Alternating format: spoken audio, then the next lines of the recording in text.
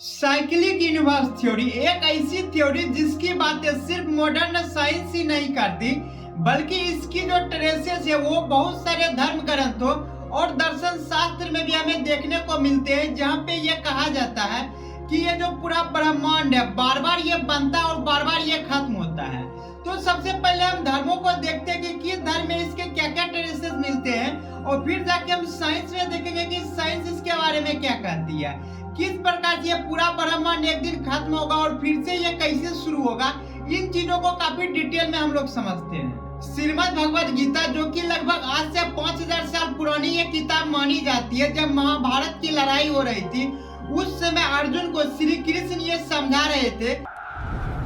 सर्वभूतानि कौन्तेय प्रकृति यान्ति मामिकाम। ये जो पूरा ब्रह्मांड है ये बार बार जन्म लेता है और ये बार बार विलुप्त हो जाता है, जिसे मैं फिर से बनाता हूँ। ये बातें गीता के अध्याय 9 श्लोक 7 में कही जाती है, जहाँ पे हमें ये क्लियर संकेत मिलती है कि किस प्रकार से ये जो पूरा यूनिवर्स है वो एक साइक्लिक फॉर्म में है। फिर समय आता है आज से 2600 साल पहले की, यानी कि जब से ईस्वी की गिनती शुरू हुई उससे भी 600 साल पहले, जब सांख्य दर्शन आया, जब इंडियन फिलोसफर के द्वारा सांख्य दर्शन दी गई, तब ये बताया गया ये ब्रह्मांड बार बार बनती है और बार बार पूरा का पूरा डिस्ट्रॉय हो जाती है, उसके बाद फिर से बनती है, यानी कि रिपीट प्रोसेस में चलते रहती है। जहाँ पे ये बताया गया था कि प्रकृति और पुरुष दोनों के मिलन से ये पूरा ब्रह्मांड का जन्म होता है और फिर दोनों की वजह से पूरा ब्रह्मांड खत्म भी होता है। फिर कुछ इसी प्रकार की बातें हमें इस्लाम के कुरान में भी देखने को मिलती है। सूरा अल-अंबिया आयत 104, जहाँ पे खुदा ये कहते हैं, यौम नस्वी अस्समाअ कदय्य अस्सिजिल्ल लिलकुतुब, कि जिस दिन इस आसमान को कुछ इस प्रकार से मैं सिमट लूंगा, जैसे कि लिखी हुई किताबों को सिमटते हैं। जिस प्रकार से इस पूरे ब्रह्मांड को मैंने बनाया उसी प्रकार से मैं इसे दोहराऊंगा, और ये मेरा वादा है जिसे मैं पूरा करके रहूंगा। तो यहाँ भी हमें ये देखने को मिलते हैं कि किस प्रकार से ये भी साइक्लिक मॉडल को सपोर्ट करते हैं, जहाँ पे ये बताते हैं कि इस ब्रह्मांड की रचना बार बार होती है और बार बार ये खत्म भी होती है। और कुछ इसी प्रकार की बातें हमें और भी धर्मों में देखने को मिलती है, जैसे कि जैन धर्म में भी ये कहा जाता है कि ये पूरा का पूरा साइकिल के प्रोसेस में चलते रहती है। पर यहाँ फर्क इतना ही है कि ये कहते हैं कि ये सिर्फ यही के कारण की वजह से हो रही है, इसमें किसी ईश्वर का कोई हाथ नहीं है। लेकिन अलग अलग धर्मों में ये कहा जाता है कि ये ईश्वर की वजह से पूरे ब्रह्मांड का जो क्रिएशन होता है और डिस्ट्रक्शन होता है, दोनों एक साइकिल में चलते रहती है। तो अब हम बात करते हैं साइंस इसके पीछे क्या कहती है, साइंस का क्या क्या मॉडल है इसके पीछे। साल था 1922 का, जब पहली बार अलेक्जेंडर फ्राइडमैन, जो कि रशिया के एक बहुत बड़े मैथमेटिशियन और फिजिसिस्ट थे, उन्होंने ये बताया पूरी दुनिया को कि हमारा जो यूनिवर्स है ये डायनामिक यूनिवर्स है, इसका साइज या तो बढ़ रही है या फिर घट रही है। लेकिन अभी तक में जितने भी साइंटिस्ट थे उनका ये मानना था कि हमारा जो यूनिवर्स है वो स्टैटिक है, यानी कि इसका साइज फिक्स है, न तो इसका साइज बढ़ता है न इसका साइज घटता है।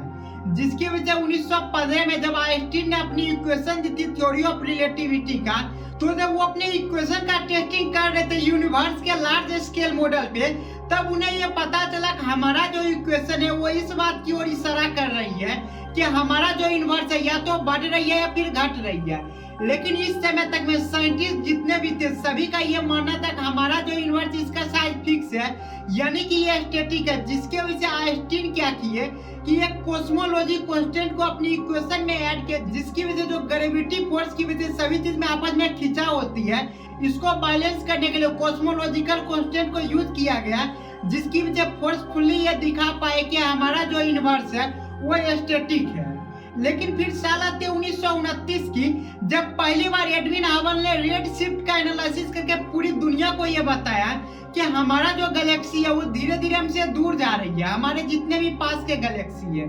तब जाके सबको ये पता चल गया कि हमारा जो यूनिवर्स है ये धीरे धीरे फैल रही है। और जैसे इस बात का पता आइंस्टीन को चली, तो उन्होंने बताया कि अपनी इक्वेशन में कॉस्मोलॉजी कांस्टेंट को ऐड करना मेरी लाइफ की सबसे बड़ी ब्लंडर मिस्टेक थी।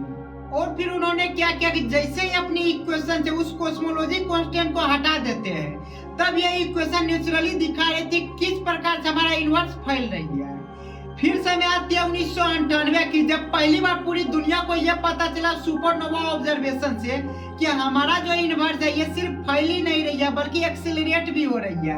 जिसकी वजह से सबको यह पता चल गया कि एक ऐसी भी फोर्स हमारे यूनिवर्स में मौजूद है जिसकी वजह से हमारा यूनिवर्स काफी स्पीड से फैलते जा रही है। जिस फोर्स को बैलेंस करने के लिए आइंस्टीन के इक्वेशन में फिर से कॉस्मोलॉजी कांस्टेंट को जोड़ा गया, जिसके वजह से अभी का अगर हम आइंस्टीन का इक्वेशन देखते हैं तो वो हमें ये भी बताती है कि हमारा यूनिवर्स धीरे धीरे फैल ही नहीं रही है बल्कि किस प्रकार से एक्सेलरेट भी हो रही है, ये भी काफी अच्छे से डिटेल में डिस्क्राइब करती है। तब जाके पूरी दुनिया को ये पता चला आज से बहुत दिन पहले जो फ्राइडमैन ये कह रहे थे कि हमारा जो यूनिवर्स है वो स्टैटिक नहीं है बल्कि डायनामिक है। ये पहला वो इशारा था साइंटिस्ट कम्युनिटी से जहाँ ये पता चल रही थी कि किस प्रकार से हमारा यूनिवर्स का साइज बढ़ रही है या फिर घट रही है, यानी कि साइक्लिक की ओर ये पहला इशारा था।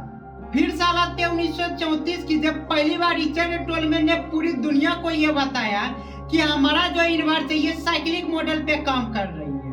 या फिर ऑसिलेटिंग के मॉडल पे काम कर रही है, जहाँ पे क्या हो रही है कि हमारा यूनिवर्स धीरे धीरे फैलते जा रही है और एक समय के बाद जब इसका फैलाव पूरी तरह से हो जाएगा धीरे धीरे ये कंप्रेस होने लगेगी और फिर ये फैलते जाएगा और इसी प्रकार से जो है कंटिन्यू अपने आप को करते रहेगी। तो बेसिकली यहाँ पे जो मॉडल को पेश किए थे वो एक साइक्लिक मॉडल को पेश किए थे और ये साइंटिफिक कम्युनिटी के तरफ से पहली बार बोल्ड स्टेटमेंट थी साइक्लिक थ्योरी को लेके। फिर समय आती है 2002 की जब स्टीनहार्ड एंड टुरुक ने एक ऐसी मॉडल दी पूरी दुनिया के सामने जो कि साइक्लिक को तो बता रही थी लेकिन एक अलग फॉर्म में बता रही थी। यहाँ पे बेसिकली इस थ्योरी में ये कहा जा रहा है कि जब हायर डायमेंशनल का ब्रेन या फिर यूनिवर्स आपस में टकराती है तो वहाँ पे एक नया बिग बैंग का जन्म होता है और यहाँ पे एक नया यूनिवर्स का क्रिएशन होता है। तो यहाँ पे तो साइक्लिक मॉडल को बताया जा रहा है लेकिन हायर डायमेंशनल को लेके बताया जा रहा है। जब दो अलग अलग डायमेंशन के ब्रेन आपस में टकराते हैं तो वहाँ पे एक चीज का क्रिएशन होता है जिसे हम बिग बैंग का शुरुआत करते हैं और उससे यूनिवर्स का जन्म होता है।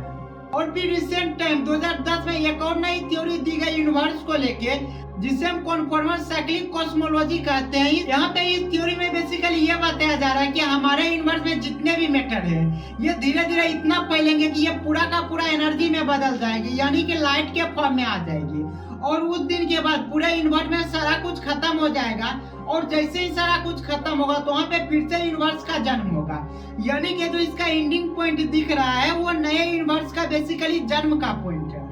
अब हम लोग समझते हैं साइंटिफिक तरीके से कि आखिर क्यों ये साइक्लिक मॉडल में एक परेशानी दिख रही है। वो ये दिख रही है कि अभी तक में हम लोगों को जो सबूत मिली है वो हमें ये बताते हैं कि हमारा जो यूनिवर्स है वो धीरे धीरे फैलते जा रही है और फैलने का मतलब ये होता है कि यहाँ पे ग्रेविटी का जो वैल्यू है वो धीरे धीरे कम होते जाएगा और जैसे ही ग्रेविटी का वैल्यू कम होगी तो आइंस्टीन के थ्योरी ऑफ रिलेटिविटी से हमें यह पता चलती है कि किस प्रकार से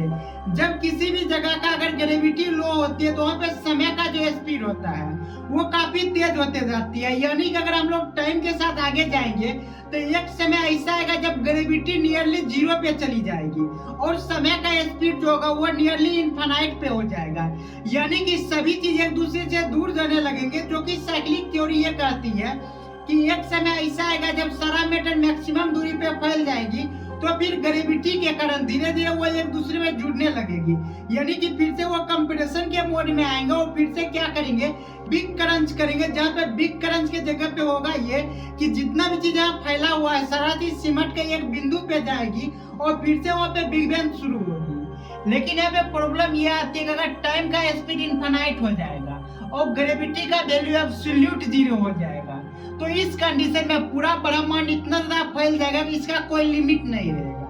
जो ह्यूमन ब्रेन है वो कभी भी इंफिनिटी को इमेजिन ही नहीं कर सकता, तो कौन सा मैटर कितने डिस्टेंस पे रहेगा इसका सारा कैलकुलेशन ही खत्म हो जाएगा। यानी कि हम ये कह सकते हैं कि जब समय का स्पीड इंफिनिटी हो जाएगा उस जगह पर जो काउज होती है और जो इफेक्ट होते हैं दोनों एक दूसरे पे कोलैप्स हो जाएगी और वहाँ पे फिजिक्स और मैथ का सारा इक्वेशन और सारा नियम फेल हो जाएगी, यानी कि ब्रह्मांड में स्पेस तो रहेगी लेकिन कोई वहाँ पे मैटर नहीं रहेगा, कोई एनर्जी नहीं रहेगा। तो यहाँ पे हमें ये पता चल रही है कि ये जो यूनिवर्स है धीरे धीरे एक्सपेंड कर रही है, इसका बहुत सारा प्रूफ भी मिला और ये बातें सही भी है, लेकिन इस बात का प्रूफ अभी तक हमें नहीं मिल पाई है कि ये सारा का सारा कंपैरिजन कैसे होगा, क्योंकि हम यहाँ पे एक पॉसिबिलिटी देख रहे हैं कि अगर ग्रेविटी का वैल्यू 0 हो जाएगी, यानी कि ये जो स्पेस टाइम है इतना ज्यादा फैल जाएगी कि टाइम का स्पीड इंफिनिटी हो जाएगी और ग्रेविटी जो है वो 0 हो जाएगी। तो इस समय पे सारा कुछ सडनली डिसअपीयर हो जाएगा। तो हम इस सीरीज के अगले एपिसोड में ये समझेंगे कि एक्चुअली में ब्रह्मांड का जन्म कैसे हुआ,